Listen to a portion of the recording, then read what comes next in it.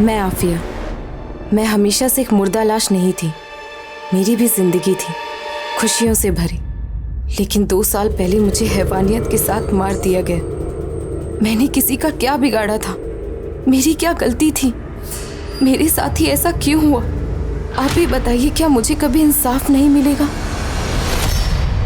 नमस्कार, मैं Sonali Kulkarni crime petrol सतर्क की श्रृंखला में आपका स्वागत करती हूँ। कई बार मीडिया का दबाव केस सॉल्व करने में अहम भूमिका निभाता है। जब कोई केस अखबार की सुर्खियां बनता है, टीवी पर उसे लेकर डिबेट होती है, तो स्वाभाविक रूप से जनता भी उस केस से जुड़ती है, जिससे पुलिस और प्रशासन पर उस केस को सॉल्व करने का दबाव बढ़ता है। आफिया का केस भी अखबार और न्यूज चैनल पर काफी उछला। यही नहीं, इलेक्शन के दौरान चुनावी मुद्दा भी बना।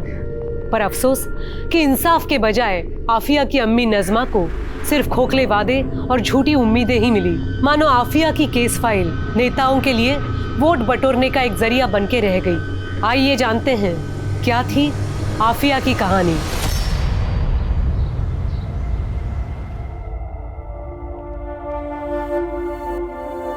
आफिया बेटा, ये ले, चाय पी ले। तू फिर वही कर रही है? मना किया है ना तुझे? अम्मी, आप तो जानती हैं ना, वहाँ लड़कियों के साथ सही बर्ताव नहीं होता। उनके साथ छेड़छाड़ होती है, बराबरी का हक नहीं मिलता।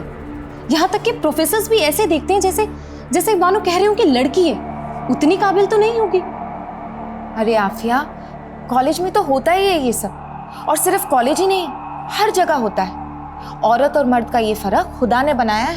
नहीं अम्मी, खुदा ने मर्द और औरत बनाए, फर्क हमारी सोसाइटी ने बनाया। नज़मा, नज़मा, नज़मा, दरवाजा खोल। अशफाक, तुम्हें मना किया ना यहाँ आने के लिए? शौहर हूँ तेरा, और ये घर मेरा भी है। आपका नहीं, मेरे अब्बू का। देख, तू तो मेरे मुंह लग मत। क्या चाहिए तुम्हें अशफाक? अरे अपनी बीवी चाहिए। चलो तुम दोनों मेरे साथ। मैंने रजिया को मना लिया है, तुम दोनों अब मेरे साथ मेरे घर पे ही रहोगी। चलो। तुम्हारी दूसरी बीवी और बच्चों के साथ? क्यों? ताकि मेरे पीछे से तुम मेरे इस घर को बेच सको? देखो अशफाक, मैंने कभी तुम्हें अपना शौहर माना ही नहीं है। अरे तेरे मानने से क्या होता है? निकाह हुआ है हमारा। मैं इस निकाह को भी नहीं मानती। चलना पड़ेगा तेरे को मेरे साथ। चल चल चल। छोड़ो मुझे। हाथ छोड़िए मेरी अम्मी का, वरना मैं पुलिस कंप्लेन कर दूंगी। तो तू अब मुझे पुलिस की धमकी देगी? अगर तू मेरे सगी भाई की बेटी ना होती ना, तो कब का काट के दबना चुका होता तुझे।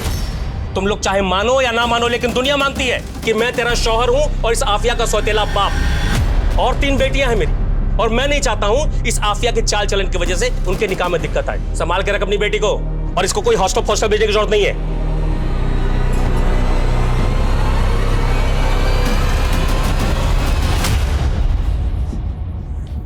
अम्मी, आप क्यों सहती हैं ये सब? तू नहीं समझेगी आफिया, ये दुनिया एक अकेली औरत के लिए कितनी जालिम है। प्लीज अम्मी, आप ये औरत होने की दुहाई मत दो। ये बोलो कि आप कमजोर हो। किस बात का डर है आपको? हाँ, आखिर आप पुलिस कंप्लेन क्यों नहीं करती? शरीफ घर की औरतें पुलिस कोर्ट कचहरी के चक्कर में नहीं पड़ती बेटा। अरे अम्मी, आप समझते क्यों नहीं हो? मुझे वहाँ हॉस्टल में आपकी फिक्र लगी रहती है। अरे मुझे कुछ नहीं होगा, तू बस अपना ख्याल रख, और थोड़ा हंस दे। अब चल, पैकिंग करनी है ना, चल जल्दी।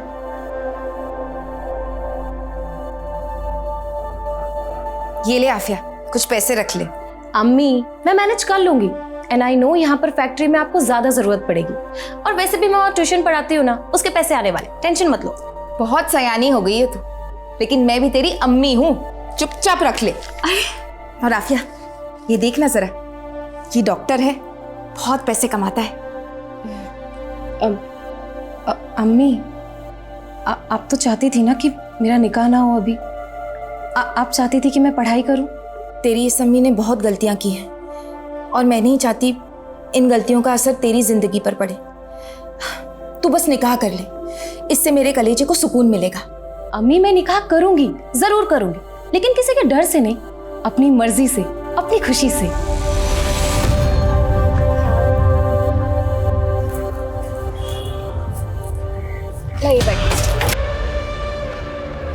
अच्छा अम्मी, आप जाइए। मैं रुकती हूँ ना बस आने तक। अरे अम्मी, आपको काम के लिए देरी हो जाएगी, आप जाइए ना, मैं बस लेकर चली जाऊँ। ठीक, ख्याल रखना अपना। खुदा हाफिज। खुदा हाफिज।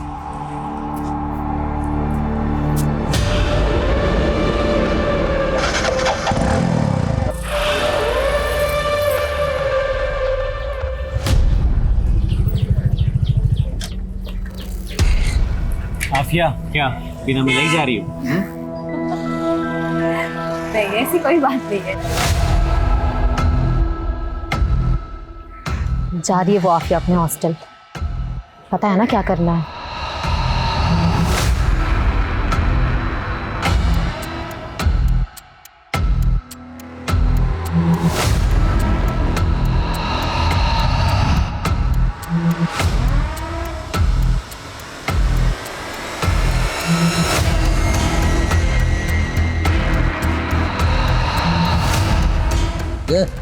एक चाय देना।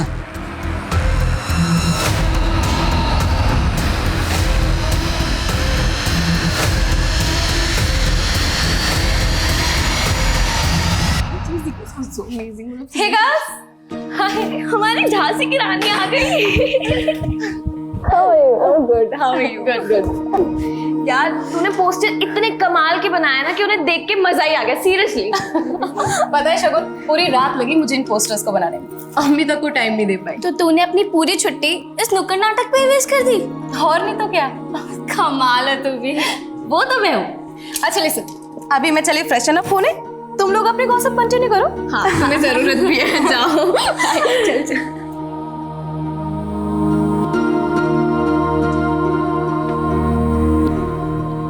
भैया, आज आप सभी की चाय मेरी तरफ से, लेकिन आप लोगों को भी प्रॉमिस करना होगा कि आप लोग हमारा नुक्कड़ नाटक वहां पर देखेंगे। ओके, लीजिए भैया, पैसे काटिए। हमें चाहिए आजादी, बुरी नजर से आजादी, गंदी सोच से आजादी, रोमियो से आजादी, से आजादी, बुरी नजर से आजादी। बंद करो ये सब। क्या चल रहा है? तो गर्ल्स हॉस्टल ने ऐसे ही मोहल्ले का माहौल खराब कर रखा है और जो तुम लोग सड़क पर उतर के प्रदर्शन नहीं कर रही हो।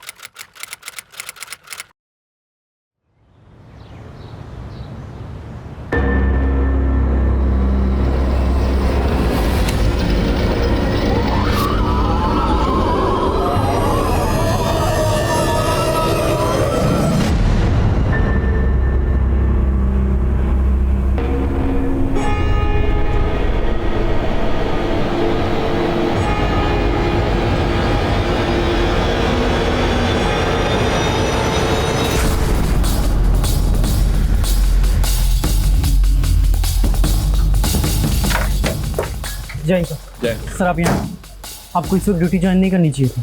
विनय, ड्यूटी फर्स्ट। काम है तो करना पड़ेगा ना। सर इस तरह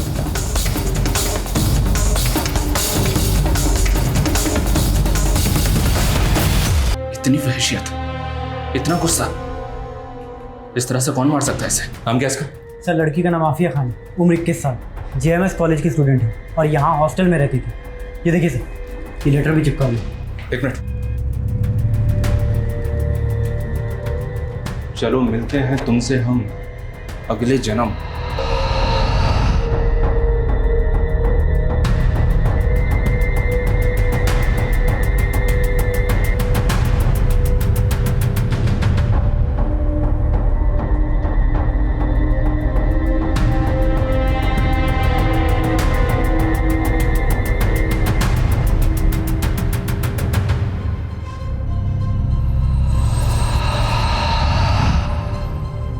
विनय, इसे उठाओ।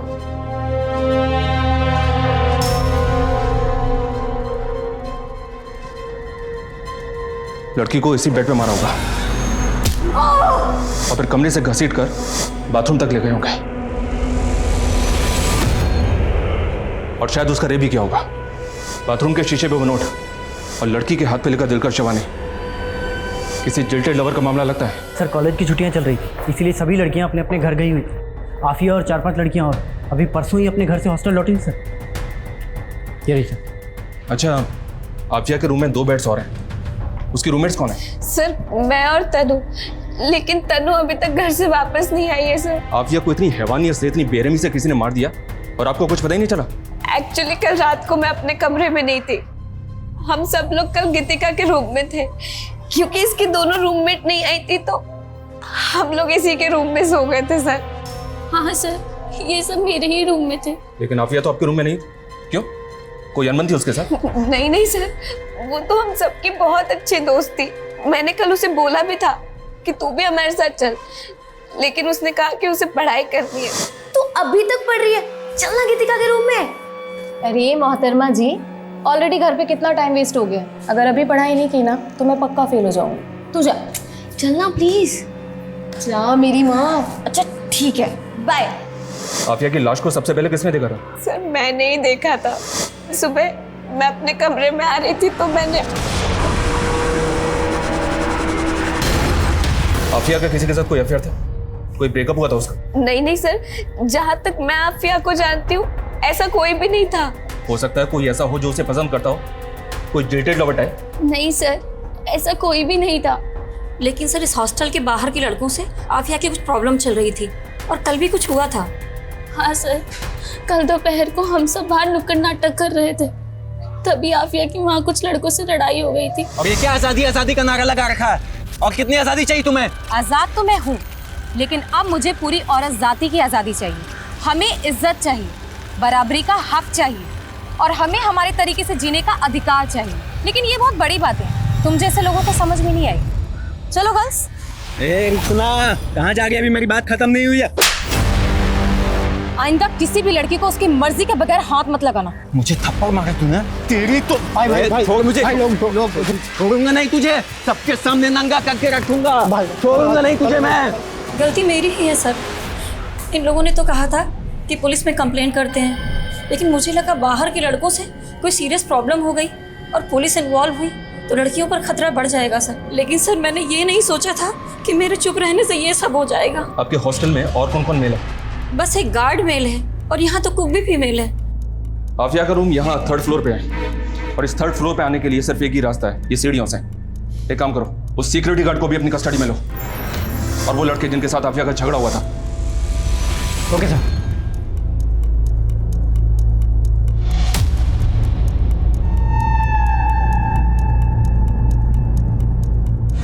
विनय, ये देखो, यहाँ पे खून के धब्बे हैं। हमें ऊपर कॉरिडोर में कहीं भी किलर्स के फुटप्रिंट नहीं मिले, ना ही सीढ़ियों पे, लेकिन यहाँ पे एक काम करो, यहाँ के प्रिंट लो और लड़की की बॉडी को पोस्टमार्टम के लिए भेजो। Okay sir.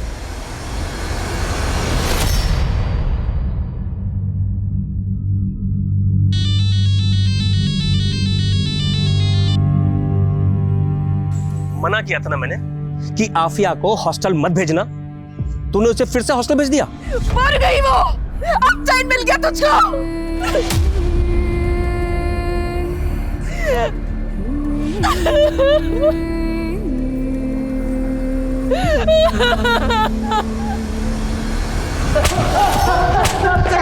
कुछ नहीं किया सर मैंने। तुम दोनों का झगड़ा हुआ था ना आफिया के साथ, उसे नंगा करके घुमाने की धमकी दी थी ना तुमने? नंगा करके मैंने बस गुस्से में बोल दिया था सर, बस गुस्से में बोल दिया था। वो फालतू की नारेबाजी कर रही थी बहुत। बड़े समाज सुधारक बनते हो ना तुम दोनों, हाँ? विनय, इन दोनों समाज सुधारकों की अच्छी तरह से खाल खींचो, तोड़ो इन दोनों को। कुछ नहीं किया सर हमने।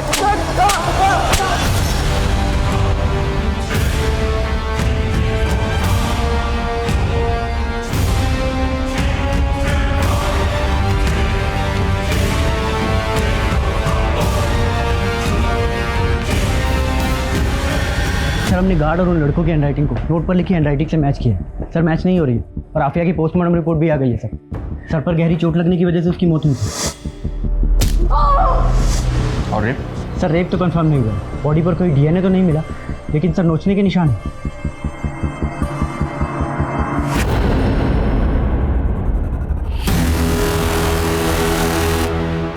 आफिया की मौत का सच उजागर करो, उजागर करो, उजागर करो। आफिया के कातिलों को सजा दिलाओ, सजा दिलाओ, सजा दिलाओ। पुलिस प्रशासन की मर्जी नहीं चलेगी। नहीं चलेगी, नहीं चलेगी। पुलिस प्रशासन, हाय हाय। पुलिस प्रशासन, हाय हाय। आफिया का केस वक्त वक्त पर चर्चा में आता रहा, लेकिन सिर्फ अल्पसंख्यक को लुभाने के लिए एक चुनावी मुद्दा बनकर। सही मायनों में केस में कोई खास प्रोग्रेस हुआ ही नहीं। नेता आफिया को न्याय दिलाने के बड़े बड़े दावे करते, आश्वासन देते, अफसोस जताते, लेकिन जमीनी स्तर पर हकीकत यही रही कि आफिया का केस कोर्ट केसेस की ढेर में पड़ा धूल खा रहा था। पर ढेरों नाकामियों के बाद भी आफिया की मां मायूस नहीं हुई, डटी रही और आखिरकार उसका सब्र रंग लाया। हमारी पार्टी माइनॉरिटीज के वेलफेयर के लिए काम करती है, यही एजेंडा है हमारा, इसलिए हमारी इस बच्ची को न्याय मिलना ही चाहिए। सर, आफिया के केस की चार्जशीट दायर हो चुकी है। वो सब मुझे कुछ नहीं मालूम, कैसे भी हो इस केस को रीओपन करवाइए। मैं तो कहता हूं कि इस केस को आप क्राइम ब्रांच को सौंप दीजिए।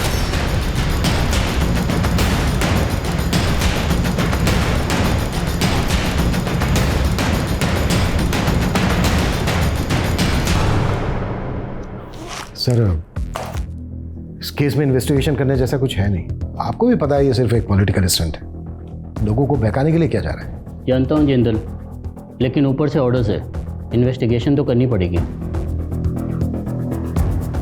चैंसो सर, ये केस ऑलमोस्ट सॉल्व हो गया है, चार्जशीट भी दायर हो चुकी है और आप कह रहे हैं कि इन्वेस्टिगेशन फिर से क्राइम ब्रांच करेगा। एनीवेज, हमने इस केस में संतोष को अरेस्ट किया, ये बात तो आपको पता ही होगी। लेकिन किस बिना पे अरेस्ट किया था? ना तो संतोष की मां मानने को तैयार है, ना ही आफिया की मां मानने को तैयार है। मीडिया 50 सवाल ऊपर से खड़े कर रहा है कि जो आदमी ठीक से चल फिर नहीं सकता वो गर्ल्स हॉस्टल के 3rd फ्लोर पर बालकनी से कैसे जा सकता है? आशुतोष, कहीं ऐसा तो नहीं है कि तुमसे, तुम्हारी टीम से कहीं कोई गलती हुई है? मैंने सुना है कि उस दरमियान तुम किसी ट्रेजेडी से भी गुजर रहे थे। जी हाँ सर, लेकिन मेरी पर्सनल ट्रेजेडी का मेरी इन्वेस्टिगेशन के साथ क्या लेना देना? For me duty is first. I have tried my level best. मैंने ना तो इस केस में कोई कोताही बरती है और ना ही इस केस को रफा दफा करने की कोशिश की है। मेरे खबरों ने मुझे इन्फॉर्मेशन दी थी संतोष के बारे में कि वो एक हिस्ट्री शीटर भी है। और सर, आफिया की मौत के बाद भी ये संतोष हॉस्टल के बाहर एक चाय की दुकान पर बैठकर चाय पी रहा था, उसकी मौत की न्यूज़ देख रहा था। और जब पुलिस वहाँ से चली गई तो ये भी वहाँ से चला गया। आफिया को इतनी बुरी तरह से मारा पीटा गया।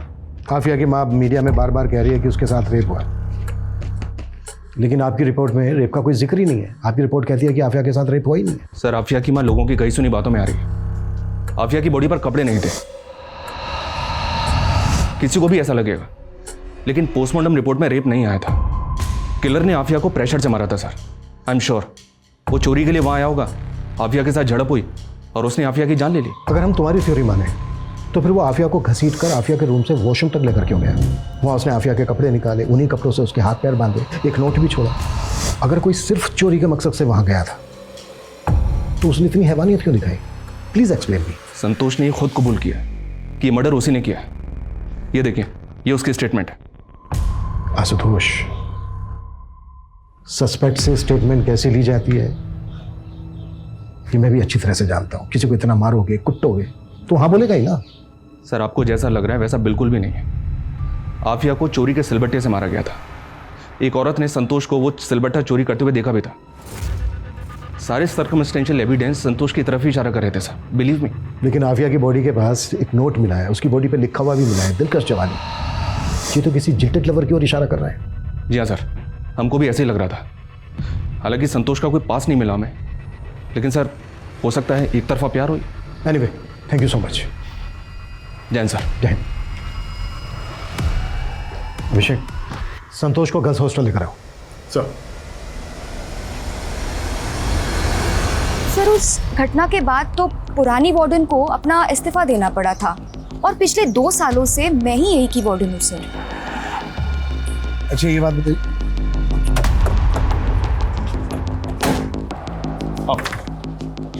सर, ये संतोष है। साहब, मैंने कुछ नहीं किया है साहब। तू स्टेटमेंट दे चुका है अपना पहले ही। साहब, उन लोगों ने बहुत मारा था साहब। सच बोल रहा हूँ साहब, मैंने कुछ नहीं किया। ठीक है, रोना बंद करो। इधर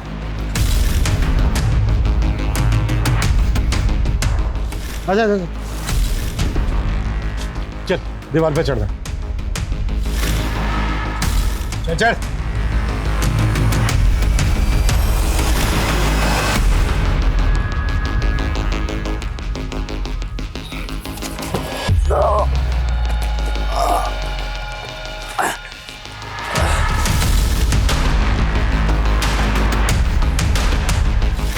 संतोष, इस बोरी को घसीटते हुए वॉशरूम तक लेकर जाए।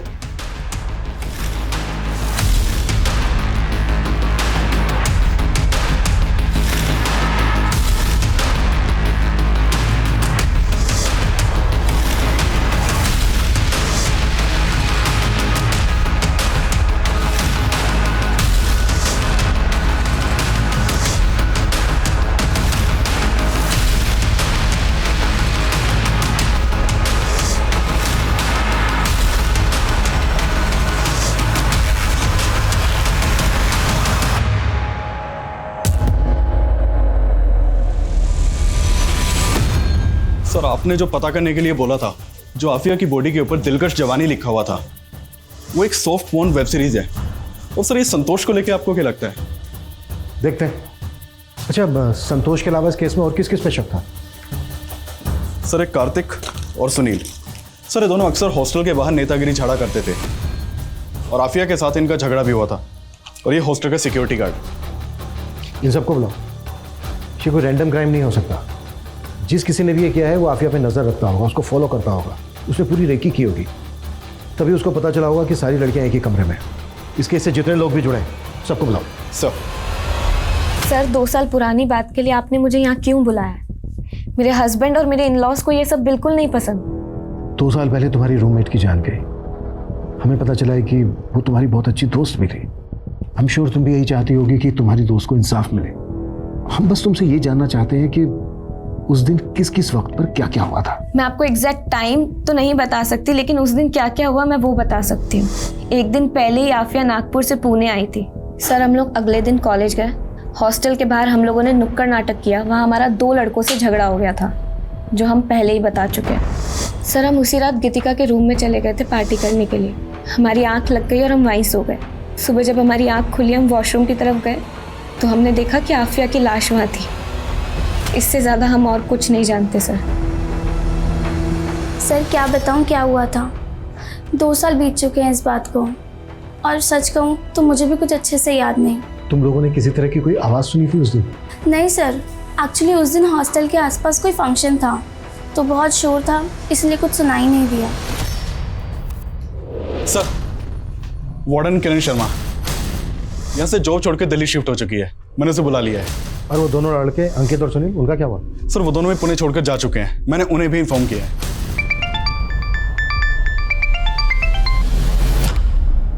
तुम्हारी वजह से मैं पंगे में फंसी हूँ। अब क्या चाहिए? क्यों फोन किया है?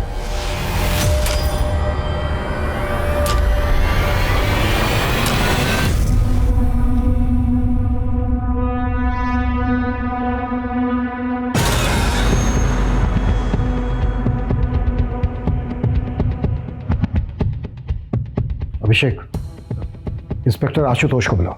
सर।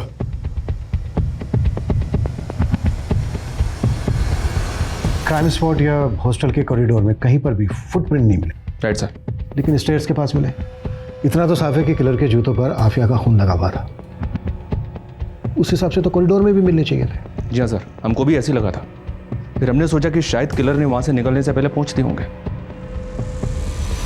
अपने शूज पर ये ब्लेड लगाओ।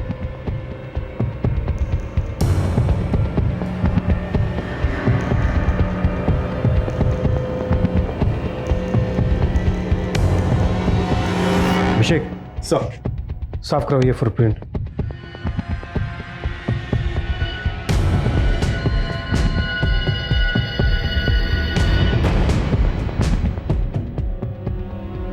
किलर ने अगर खुद अपने फुटप्रिंट साफ किए होते तो हल्के से रह जाते। जैसे कि देखो ये रह गए। किलर के पास इतना टाइम तो होगा नहीं कि वो अच्छे से साफ कर सके। इसका मतलब यह है कि किलर के जाने के बाद किसी और ने उसके फुटप्रिंट साफ किए हैं। आई एम श्योर इस केस में कम से कम 2 लोग इन्वॉल्व हैं, शायद एक बाहर वाला और एक अंदर वाला। अभिषेक, अपनी टीम के कुछ लोगों को बोलो कि हॉस्टल के बाहर अंडर कवर होकर रहें। हॉस्टल में क्या क्या होता है पूरी जानकारी इकट्ठा करें, और इस केस से जुड़े सभी लोगों के कॉल रिकॉर्ड्स, लोकेशंस और बाकी की डिटेल्स चाहिए मुझे। Right sir.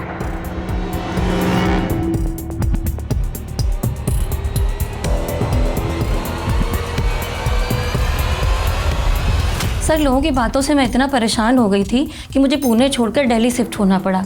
और उस दिन जो कुछ भी हुआ था मैं पहले ही सब कुछ बता चुकी हूँ। इसके अलावा मुझे कुछ भी नहीं पता। सर उस वक्त अक्ल नहीं थी, इसलिए नेता वेता के चक्कर में लगे रहते थे। लेकिन अब बात समझ में आ गई कि जब घर में पैसे और नौकरी की बात होती है, कोई नेता हाथ थामने नहीं आता। सर पहले ही हमारी बहुत बदनामी हो चुकी है, बीवी बच्चे वाले हैं सर हम। सर बहुत मुश्किल से हमने फिर से अपनी ज़िंदगी शुरुआत की, अब हमें बख्श दीजिए सर। हमें पुलिस वालों ने बहुत मारा साहब, हम तो बोल बोल कर थक गए थे कि हमने कुछ नहीं किया। वो तो माता रानी का शुक्र है कि आप लोगों ने उस राक्षस को पकड़ लिया, वरना तो हमें सूली पर चढ़ा देते। गरीब की सुनता ही कौन है। सर कोई छोटा सा भी ऐसा क्लू नहीं मिल रहा है जिससे हम ये जान पाए कि इसमें किसी और की इन्वॉल्वमेंट है, पर हम कोशिश कर रहे हैं sir. I will keep you update sir. Abhishek sir call records की क्या अपडेट है? सर ये उन सबके ही मोबाइल रिकॉर्ड्स हैं सर, बाकी सब तो क्लीन है। एक बस गीतिका के मोबाइल पे नागपुर से कॉल आ रहे थे, वो भी आफिया के घर के पास के पीसीओ से। इससे क्या साबित होता है? हो सकता है उसकी कोई जान पहचान वाला हो सकता है सर, लेकिन गौर करने वाली बात यह है कि गीतिका को 2 साल पहले तक ये कॉल्स आ रहे थे और आफिया के मर्डर के बाद से गीतिका को ये फ़ोन कॉल आना बंद हो गए। और अब जब ये केस दोबारा से रीओपन हुआ है तो गीतिका को उसी पीसीओ से दोबारा फ़ोन आ रहे हैं। बुलाओ गीतिका को। सर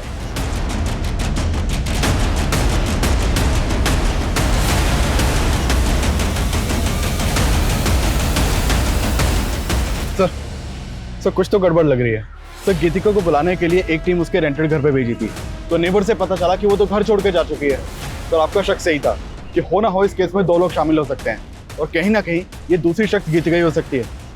ये भी तो हो सकता है ये केस रेप केस हो ही नहीं, इसमें दुश्मनी का एंगल हो, किसने दुश्मनी निकाली हो आफिया के साथ। पुलिस को गुमराह करने के लिए क्राइम सीन को इस तरह से सजाया गया कि जिल्टेड लवर और रेप एंड मर्डर का केस लगे। अभिषेक पता करो कि गीतिका इस वक्त कहाँ पर है और नागपुर से गीतिका को फोन कौन कर रहा था। आफिया की माँ से भी पूछताछ करो, शायद वहां से कुछ पता चले। सर गीतिका? नहीं, मैंने गीतिका को कभी फोन नहीं किया, मैं तो उसे अच्छे से जानती भी नहीं हूँ। देखिए कॉल्स तो आपके एरिया से आते थे, उसका कोई दोस्त या कोई जानने वाला? मैं किसी को नहीं जानती। ठीक है।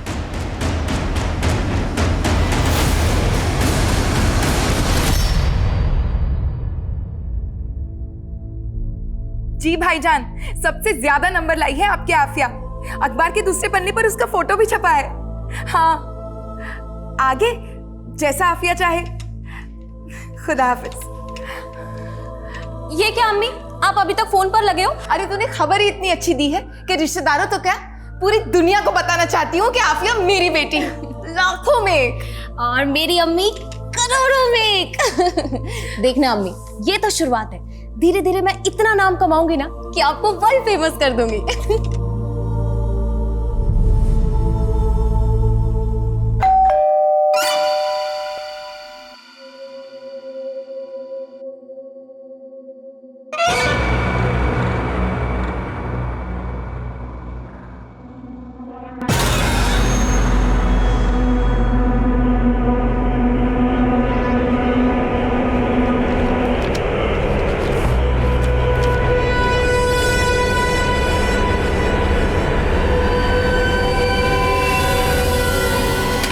लेटर में लिखा है कि बेटे सिद्धार्थ ने मेरी बच्ची को मारा है। अब समझ आया, अपने संतोष जैसे आदमी को केस में फंसाया ताकि केस को रफा दफा कर सके।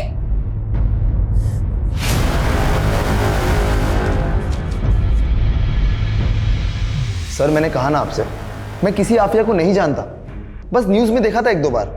हमने तुम्हारी 2 साल पहले की मोबाइल डिटेल्स निकलवाई थी। आफिया की फ्रेंड शगुन, जानते हो ना, बहुत बातचीत होती थी, दोनों में टच में थे, मिलना जुलना भी था। हाँ सर, मेरा सिद्धार्थ के साथ अफेयर चल रहा था। सर मैंने आपसे एक बात छुपाई थी। असल में उस रात हम सारी लड़कियां गीतिका के रूम में छुपके से पार्टी कर रहे थे, जिसमें मैंने सिद्धार्थ को भी बुलाया था।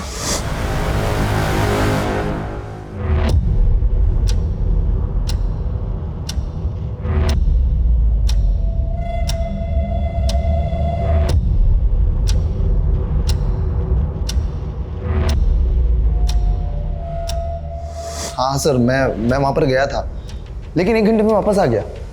उसके बाद वहाँ पर क्या हुआ मुझे कुछ नहीं पता सर। सर सिद्धार्थ झूठ बोल रहा है। हम लोग तो बीच पार्टी से ही निकल गए थे और निकलकर हम लोग दूसरे कमरे में चले गए थे।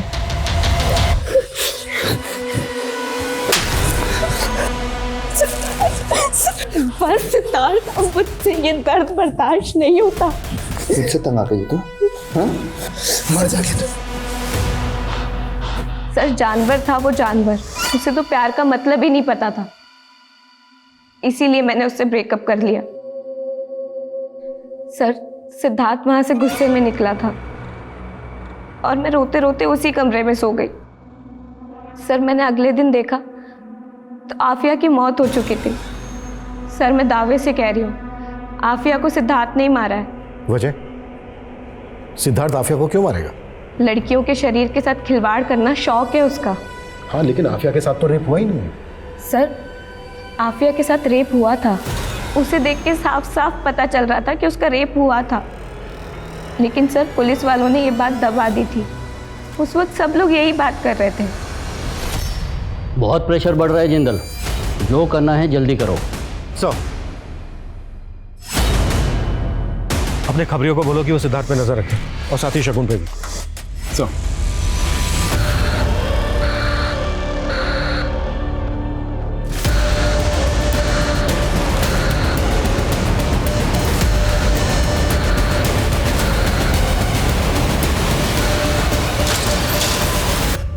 सर ये सिद्धार्थ तो बार बार यही कह रहा है कि वो उस रात वहां था ही नहीं। नेता का बेटा है, इतनी आसानी से थोड़ी ना टूटेगा। नजर रखो इस पर। इस केस में बार बार यही बात उठ रही है कि रेप हुआ था, रेप नहीं हुआ था, रेप हुआ था, रेप नहीं हुआ था। एक काम करो, जिस डॉक्टर ने पोस्टमार्टम किया था उससे मिलो। सर सर सर आफिया की बॉडी के ऊपर ब्रुटैलिटी के निशान थे, खरोंच, बाइट मार्क्स, लेकिन डॉक्टर का कहना है कि उसका रेप नहीं हुआ था। अभिषेक, आफिया के स्केलेटन की दोबारा से जांच करवाओ, हो सकता है वहां से कुछ मिल जाए। कोर्ट उसके घर वालों से परमिशन लो। Yes sir.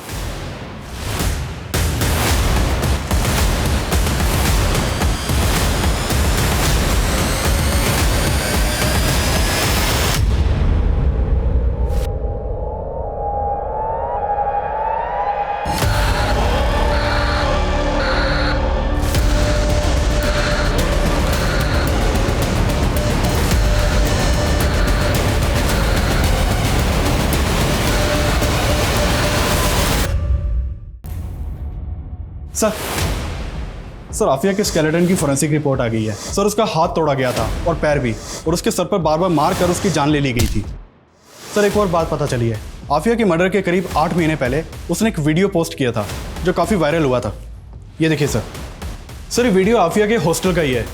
इसमें वॉशरूम में एक आदमी एक लड़की का वीडियो बना रहा है। सर एक और बात, हॉस्टल का सिक्योरिटी गार्ड जिसने हमसे ये बताया था कि इस कांड के 6 महीने के बाद उसने ये नौकरी छोड़ दी थी और वो अपने गाँव चला गया था। सर पता चला है कि वो पुणे में ही और बिजनेस कर रहा है। खबरियों ने बताया कि आफिया के मर्डर के बाद उसके पास काफ़ी पैसे आना लगा था। बुलाओ। सर बताते हैं साहब, हमें ये पैसे उस हॉस्टल की वार्डन किरण मैडम ने दिए थे। किरण मैडम शादीशुदा थी, लेकिन यहाँ अपने पति से अलग रहती थी और उनका अफेयर भी चल रहा था अनिल राठी के साथ में। वो हमेशा यहाँ आया जाया करता था और उसका आफिया के साथ में पंगा भी हुआ था। उसकी इतनी हिम्मत हुई कैसे? हर जगह मेरी बेइज्जती हो रही है। अरे तुम्हें ताकाझाकी करने की जरूरत क्या थी? और वीडियो बनाया क्यों? तुम्हारे चक्कर में मेरी भी जॉब जाएगी। आफिया प्लीज, अनिल से गलती हो गई और वो वीडियो सोशल मीडिया से हटा दो। और अगर कॉलेज कमेटी पूछे तो बोलना कि वीडियो बिल्कुल नकली था। सॉरी मैम, लेकिन मैं ऐसा बिल्कुल नहीं करूंगी। आफिया, बहुत तमाशा हुआ था साहब हॉस्टल कमेटी में। अनिल का आना जाना भी बंद करवा दिया था। कमेटी ने वार्डन मैडम को एक मौका दिया था, लेकिन उसके बाद भी अनिल अक्सर छुप छुप कर वहाँ आया करता था। उस रात भी आया था? पता नहीं साहब, हम सो गए थे। जब सुबह उठे तो देखा कि किरण मैडम वहाँ जूते के निशान साफ कर रही थी। और अब तो वार्डन मैडम ने अपने पति को छोड़कर अनिल से शादी भी कर ली है। हाँ, मैं किरण से मिलने जाता था, लेकिन उस रात नहीं गया था। तो फिर गार्ड को इतने पैसे क्यों दिए थे? सर गार्ड ने मुझे फुटप्रिंट साफ करते हुए देख लिया था। वो मुझे ब्लैकमेल कर रहा था और मुझे लगा कि रात में अनिल आया हो। आफिया को बहुत बेरहमी से मारा गया था और आपके और अनिल के पास तो मोटिव भी था आफिया को तड़पा तड़पा के मारने का। सर सच में मैंने कुछ नहीं किया। लेकिन किरण का तो कहना है कि ये सारा की आधार तेरा ही है। नहीं नहीं, उसे कुछ गलतफहमी हुई थी। मैंने ऐसा कुछ नहीं किया सर। अनिल ने तो एक्सेप्ट कर लिया है कि उसने आफिया को मारा था। क्या? सर मुझे उस समय लगा भी था, लेकिन अनिल ने मुझे यकीन दिला दिया कि आफिया के खून से उसका कोई लेना देना नहीं है। या तो इस अनिल ने वाकई में कुछ नहीं किया है, या फिर ये दोनों बहुत अच्छी एक्टिंग कर रहे हैं। सर नागपुर से शकील का फोन है। हेलो, ठीक है, मैं चेक करता हूँ। सर, शकील बता रहा है कि जिस पीसीओ से गीतिका को फ़ोन किया जाता था उसके पास एक सीसीटीवी मिला है। उसने उन कॉल के टाइमिंग को सीसीटीवी की फुटेज के टाइमिंग से मैच किया तो उसमें एक औरत दिखाई दी है। सर, शकील ने उसका वीडियो भेजा है, ये देखिए फुटेज।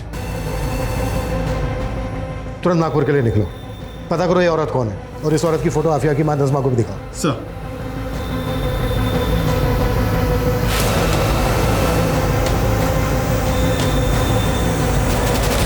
हाँ सर, मैंने फ़ोन किया था गीतिका को और बोला था कि उस आफिया पर नज़र रखे, क्योंकि आफिया का मेरे शौहर के साथ अफेयर चल रहा था। क्या है ये? हाँ, क्यों इसकी फोटो अपने वॉलेट में लिए घूमते फिरते हो? हाँ, मैं प्यार करता हूँ आफिया से और निकाह भी करके रहूंगा। मैं आफिया का पीछा किया करती थी ये जानने के लिए कि वो मेरे शौहर से मिल रही है या नहीं, लेकिन मैं पुणे में उसका पीछा नहीं कर सकती थी, इसलिए मैं उसके हॉस्टल की एक लड़की गीतिका से मिली। मैंने उसको पैसे का लालच दिया तो वो तैयार हो गई। कहीं ऐसा तो नहीं है कि अपने गुस्से की वजह से तुमने ही आफिया के साथ ये सब कुछ करवाया? नहीं सर, मुझे क्या पड़ी है मैं किसी के साथ कुछ करूं। ऐसी लड़कियों को ऊपर वाला खुद ही सजा देता है और उसका तो पूरा खानदान ही ऐसा है। मतलब? सर, उसके अम्मी को उसके अब्बू ने गुस्से में तलाक दे दिया था, फिर वापस आए बीवी के पास रोते हुए। अपने शौहर से वापस निकाह करने के लिए उसको पहले अपने देवर अशफाक से निकाह करना पड़ा, ताकि अशफाक नज़मा को तलाक दे और नज़मा फिर से अपने शौहर के साथ निकाह कर सके। जी, लेकिन उससे पहले ही उनको हार्ट अटैक आ गया और उनकी मौत हो गई। लेकिन उनकी मौत के बाद अशफाक ने नज़मा को तलाक नहीं दिया, उल्टा दोनों माँ बेटी का जीना हराम कर रखा था। अशफाक जानता था कि अगर वो नज़मा को तलाक दे देगा तो इतने बड़े घर की मालकिन वो दोनों माँ बेटी अकेले बन जाएंगी। उन दोनों माँ बेटी की ज़िंदगी खुद तो बर्बाद थी और बेटी मेरे शौहर के साथ चक्कर चला के मेरी ज़िंदगी बर्बाद कर रही थी। तबस्सुम झूठ बोल रही है सर, ये सब बेकार की बातें। मेरी बेटी इकबाल से प्यार करती ही नहीं थी। तुझे मेरी कसम, पता क्या कुछ चल रहा है तेरा इकबाल के साथ? अम्मी, कम से कम आप तो मेरा यकीन कीजिए। इकबाल भाईजान को मैं सिर्फ अपना भाई मानती हूँ और कुछ भी नहीं। लेकिन ये बात आपने हमसे पहले क्यों नहीं बताई? मैं आपको क्या क्या बताऊं और किस किस के बारे में बताऊं सर?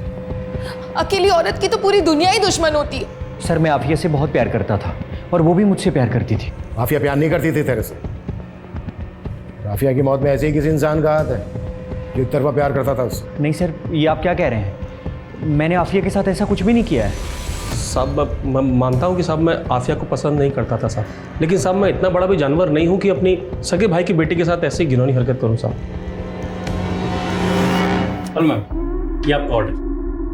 थैंक यू मैम, आपके लिए कुछ और भी है। जी।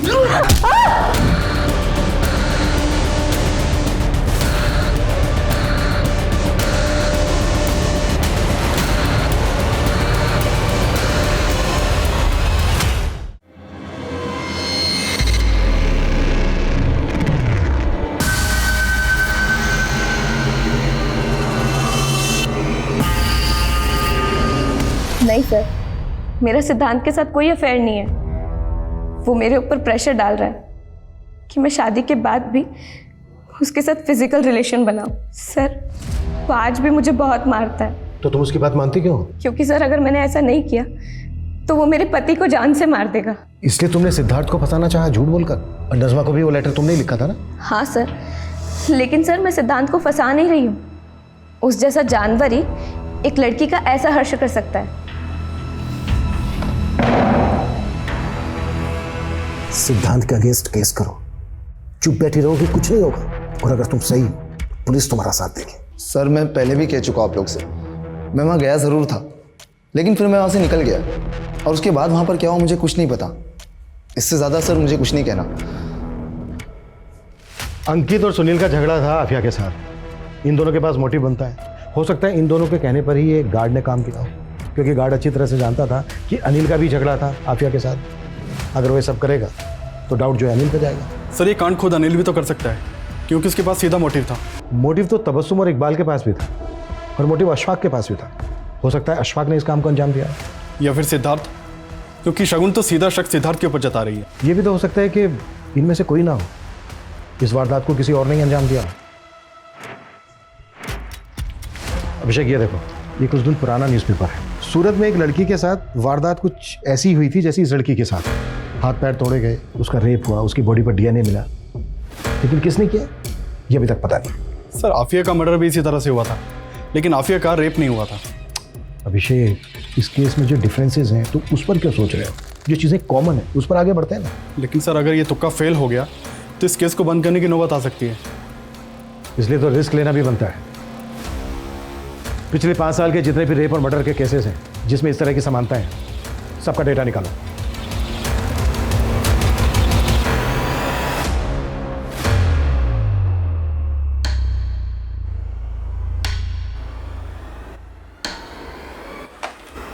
सर हमारे केस से सिमिलर 5 केसेस मिले हैं, भोपाल, गया, सूरत, धर्मशाला और औरंगाबाद में। सर सारे विक्टिम्स को तड़पा कर मारा गया था। इन 5 केसेस में सर 3 विक्टिम्स को मारने के बाद उनके साथ रेप किया गया था। डीएनए के ट्रेसेस तो मिले लेकिन पुलिस किलर को नहीं पकड़ पाई। इन विक्टिम्स की बॉडी पे जो डीएनए मिला है मैच करो, देखो किलर सेम है क्या। सर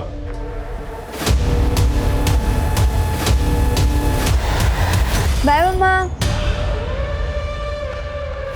सर डीएनए रिपोर्ट आने में तो अभी टाइम लगेगा और सर फिलहाल इन 5 लड़कियों में अभी तक कोई लिंक नहीं मिला है। अभिषेक, लिंक है? याद है हॉस्टल की वो लड़की, क्या नाम था उसका? गीतिका। गीतिका ने कहा था कि उस रात हॉस्टल के आसपास कोई फंक्शन चल रहा था। ये देखो, इन सारे केसेस में भी आसपास कोई ना कोई फंक्शन चल रहा था। अभिषेक, पता करो इन सारे फंक्शंस में कोई आदमी कॉमन है क्या। तो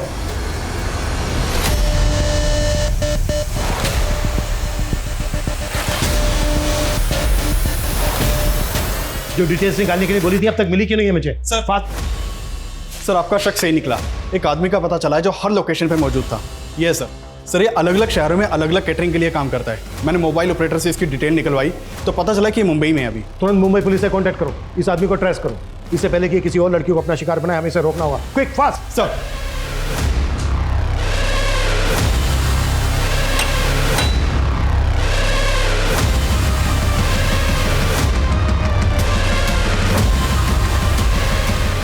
मैडम आपका order. Thank you. 1 minute ma'am.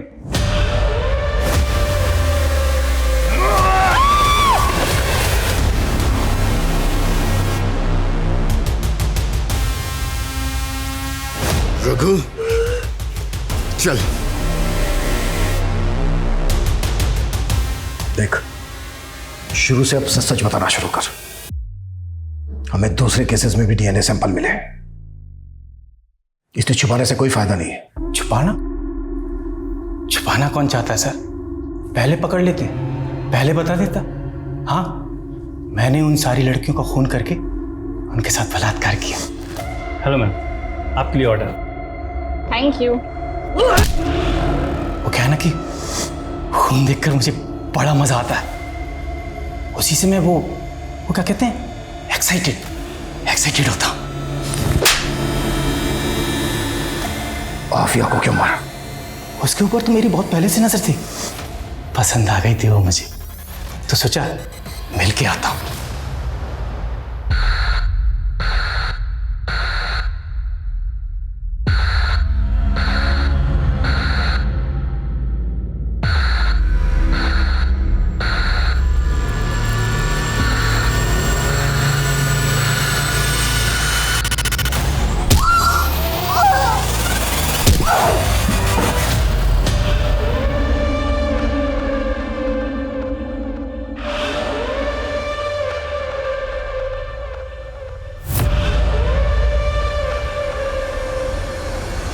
तो कुछ लड़कियों की डेड बॉडी के साथ रेप करता था, कुछ लड़कियों की डेड बॉडी के साथ रेप नहीं करता था। वो एक मेरी कमजोरी है। कभी कभी खून देख के भी गरम नहीं होता मैं। लेकिन वो लड़की मुझे चाहिए थी, इसलिए उससे वादा करके आया, फिर मिलेंगे अगले जन्म। अब अगले जन्म में मैं फिर उससे मिलूंगा सर।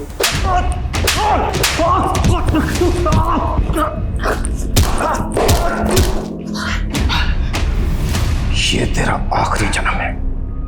इस वक्त रघु न्याय की हिरासत में है। पुलिस जल्द ही उसके खिलाफ कोर्ट में चार्जशीट फाइल करेगी।